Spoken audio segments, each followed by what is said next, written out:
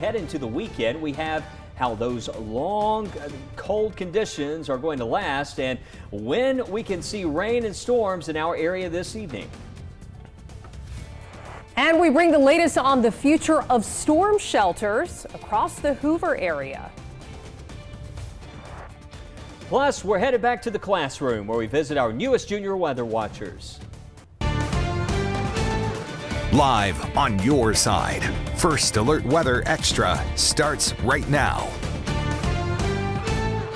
And welcome into First Alert Weather Extra. Lauren, another risk for severe weather. Yes, much lower risk than what we saw over the weekend, though. Yeah, certainly a lot lower. And great job Saturday. Listen, too. A lot of tornadoes across the state over the weekend. And thankfully, this particular setup, now there's a lot of active weather happening north, but around here it's more of a wind, maybe a small hail risk. Yeah, honestly, what may be the most potent are the winds that are blowing right now. I had an actual system coming in. Yeah, it's been a windy day. Winds over 30 miles per hour, gusty out there. Keep both hands on that steering wheel tonight. I drove between here and Tuscaloosa. It was very windy. And this is the next big thing that we're talking about here, this risk for severe weather.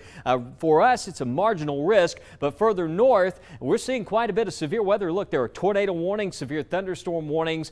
This is where the main risk of severe weather will stay with this system. This is what we call the upper air support. It's staying well to the north, so I'm not overly concerned about a risk of tornadoes, anything like that here locally. What's likely going to happen on the tail end of this front, we'll see a very thin line of showers and storms try to form. It looks like we're starting to see that now. We go into Mississippi right there. You see just a couple of showers, possibility of a thunderstorm. That risk is there. It's a low threat that we could have a storm with some gusty winds again, maybe for areas to the west going into this evening. But when we examine the actual instability tonight, it looks like that's going to stay on the low side. Now, one of the big stories with this, in addition to the wind, the cold air to follow. You look, these are current temperatures, but we also have freeze alerts on the map because Friday morning, we're going to have those temperatures down into the freezing range and be prepared for that early in the day Friday and a cold day on the way tomorrow. Again, instability, that storm fuel, as we call it. You can see there's some of that out there, enough to kick off a couple storms, especially in areas back to the west. But as we move into the evening hours and overnight, you can see that risk is there. Gusty winds, maybe some small hail as that moves on to the east. There's 8 o'clock tonight, so watching west Alabama there this evening for the possibility of a storm to develop. But notice later tonight, further east this goes, a lot of that instability just fades away. So again, the risk for severe weather, it's very limited. I wouldn't be overly concerned about that threat tonight. More the wind is going to be the big issue, as we talked about in general. There are wind advisories across the state. Looks like the rain, with at least this first wave, moves on through. Notice through early morning, but behind this, a cold upper trough wraps in, and that brings a few showers and clouds tomorrow. You can see around 11 o'clock, and temperatures during the day, it's going to be a struggle to break out of the 40s. So just making sure you have that first alert for some colder weather tomorrow. Certainly a day you do not want to leave the jacket behind. Looks like, again, freezing conditions by Friday morning. We'll talk more about that coming up in Weather Extra. Thanks, Wes. So we do, as you mentioned, have a wind advisory in effect until 10 p.m. for tonight. So you'll notice it doesn't cover our entire area, but especially areas along and northwest of that I-2059 corridor. And it actually kind of lines up right with where that SPC outlook was highlighting. Maybe we could see a strong storm or two for tonight. But again, even outside of any storms, we're talking winds gusting from out of the southwest. Will sustain winds at 15 to 25 miles per hour, but gusts could get up to 35 miles per hour. So I wouldn't be surprised if we even see near 40 mile per hour gusts in some spots. So if you haven't already, when you get home from work, it's like, oh, those storms are coming in. It's already getting breezy. Secure those loose outdoor items. And just in case we were to see something like a spotty power outage, because it doesn't take a severe storm to cause the power to randomly go out, I would charge your devices just in case. But looking at those current conditions as far as wind gusts, most of us are seeing gusts around 25, 30 miles per hour. power right now. So this comes after many of you saw the smoky haze across Hoover and Birmingham yesterday due to a controlled burn in Bibb County, which was being carried and exacerbated by the winds. Chris Wright with the Alabama Forestry Commission says there's no need to worry about thick smoke at ground level, but for those of you who have asthma or other breathing problems, it may be best to be cautious when outdoors. Some counties are under a burn ban right now due to poor air quality and dry, windy conditions, but currently there's no statewide ban. Recent storms have helped with moisture levels, which made it a good time for a controlled burn. 2 weeks ago, the Forestry Commission wasn't issuing permits to people because of the dry conditions. That should have alleviated any dryness that we had as far as but today was a good burn day because we had lower humidities. And the Forestry Commission is still urging people to avoid outdoor burning whenever possible to reduce the risk of wildfires. But as we continue talking about this past weekend's storms that brought now 14 tornadoes across the state, the National Weather Service being grateful for the state and Alabama taking these storms seriously and preparing early. Your West Alabama reporter Brian Henry joins us with the story. After the catastrophic outbreaks of April 27th. The 2011 catastrophe in Tuscaloosa became a benchmark, a game changer on so many levels and weather messaging. More advanced notice, the right wording, and the need to never dismiss nature's power, no matter what it looks like in the early stages of a storm. Where we work with sociologists and psychologists and people who study human behavior. We don't do that work, we study the weather. So the two paths have come together, and we've learned a couple things about that. So the messaging and the lead up to the event. So I think this one was well messaged, well ahead of time. And therein lies the probable difference in the number of lives saved in Alabama last weekend. You can replace your home, but you can't replace a loved one.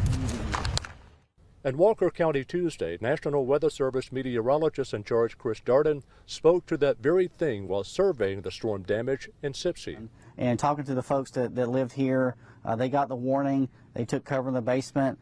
Family members took cover. They got their pets into the basement as well.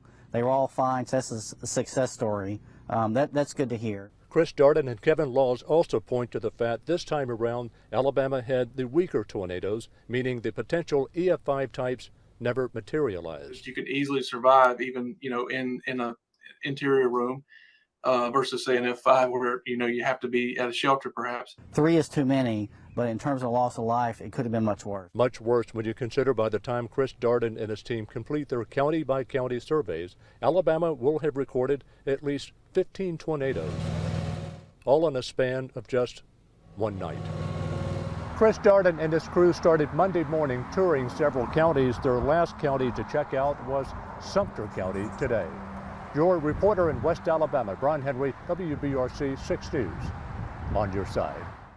Thanks, Brian, and a big shout out as always to our partners at the National Weather Service. This comes as Hoover's mayor is asking for more options to keep people safe during severe weather events. During Monday's city council meeting, Mayor Frank Bricado announced a new effort by city leaders and Hoover's fire chief to find and designate more storm shelters across the city.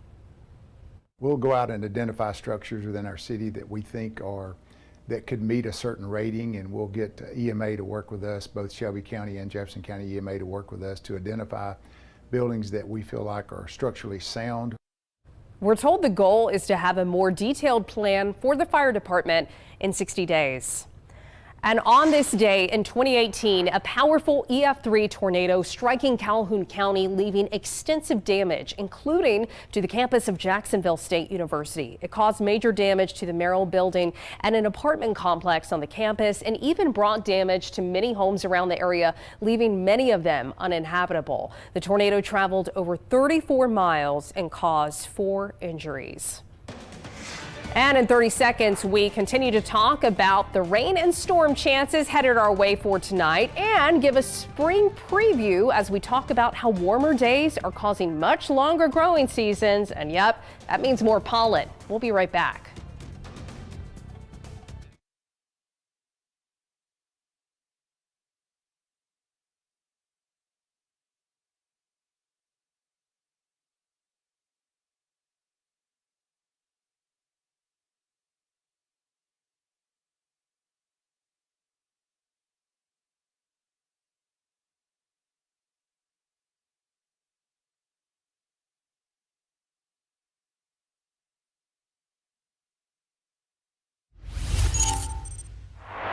All right, let's talk about what's next. We have gusty winds over 20 miles per hour. Possibility of a few storms out there tonight with a cold front moving through, but a lot colder for our Thursday. We're talking highs only in the 40s and a freeze coming up for Friday morning. So much colder weather on the way. How about that allergy forecast? Well, we are now talking about some higher tree pollen. We know it's just a matter of time, right? But it's in the moderate range right now, so it's not totally off the charts. We know that number is going to increase over the next couple of weeks, but by Saturday we will have some sunshine coming back, some nice weather, so certainly get out there and make sure you have those seat cushions on any outdoor furniture covered up, because that pollen is going to thicken up here, it looks like, over the next few weeks. But we will talk a lot more about the allergy forecast, and as we prepare to see those warmer temperatures and the return of pollen, meteorologist Lauren Linehan joins us now with the weather lowdown on what that could mean for planting and gardening. Lauren? Hey, Wes. Well, you know, we've seen a general trend here over the past 50 years that our growing season across much of the U.S. and yes, across Alabama has gotten a lot longer. And so when you see those growing seasons extended, that can lead, unfortunately, to a longer allergy season. So this is showing data from our friends at Climate Central showing the change in the freeze-free season. Well, what in the world is the freeze-free season? Basically, that is the number of consecutive days from the last freeze. Let's say our last freeze is like April 15th to the first freeze of the fall season, let's say like November 28th. So however many days is between, let's say, April 15th and November 28th, that would be the so-called freeze-free season, and that would be our growing season, right? So as we look at this is showing where you see the kind of green showing up here on the map, the little dots. These represent cities across the U.S. that from 1970 to 2024 have seen an increase in their growing season. Now, a few, there was a decrease, but overall, we have to look at what those overall trends are, and it suggests that the growing seasons have increased. And we can see that right here in the Birmingham area as we look at temperature trends and those freeze-free seasons that we see. We have seen that generally over the past 50 years that in the Birmingham area, we've increased our growing season by about 22 days. And so that means 22 days where you have more allergy problems. So if you have seasonal allergies or an allergy sufferer, or maybe you have children who deal with respiratory illnesses, this could certainly be a problem. So what causes this? Well, we have to look at what is the cause of, we have natural climate change, but we also have climate change that can be influenced by man, by us, by humans, by burning fossil fuels and putting that into the atmosphere. And the atmosphere traps that carbon dioxide, and so that causes the Earth to warm, a general warming trend that we've been seeing since the Industrial Revolution. And so we can see in the data over the past 50 years that because we're seeing those growing seasons being extended because the Earth is warmer, so the plants can grow longer and they can produce more pollen, that unfortunately is causing the pollen season to be longer and worsening our allergies. So certainly something to think about. Well, don't go anywhere. We continue to bring the latest on the freeze watch expected for your Friday and talk about the anniversary of one of the most notable tornadic events in the United States. We'll be right back.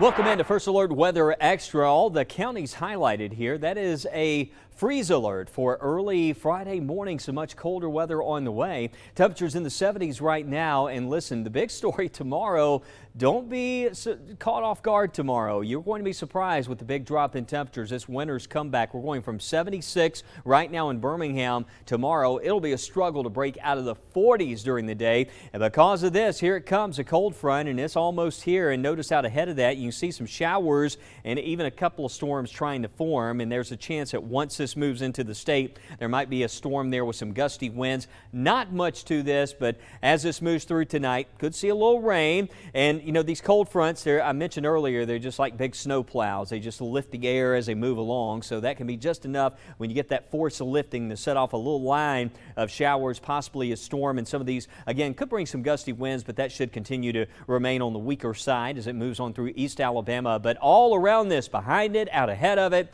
it's going to be windy. So we're going to have breezy conditions through tonight. That wind advisory, once that wind shifts tomorrow morning, you step outside, we're falling into the 40s, and to the north, the clouds start to build back in. If we do have some cloud breaks, won't last long. I think tomorrow's one of those days, kind of cloudy, dreary.